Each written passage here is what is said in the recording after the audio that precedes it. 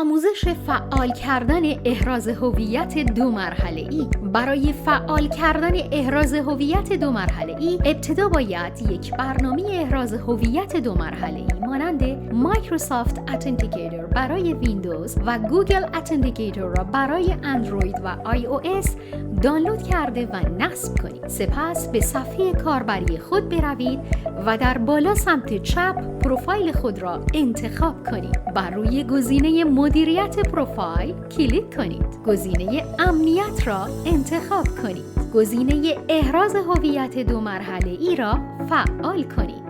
QR کد را اسکن کنید و یا کلید قرار داده شده را کپی کرده و در برنامه احراز هویت دو مرحله‌ای دانلود شده وارد کنید. هنگامی که QR کد را اسکن کردید و یا کلید را وارد کردید، برنامه احراز هویت دو عاملی شما یک کد منحصر به فرد را در اختیار شما قرار می‌دهد.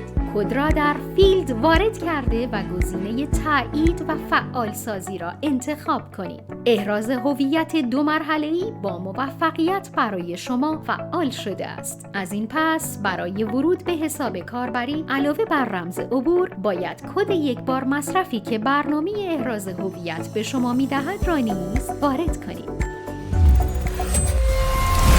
Delta FX. This is Forex.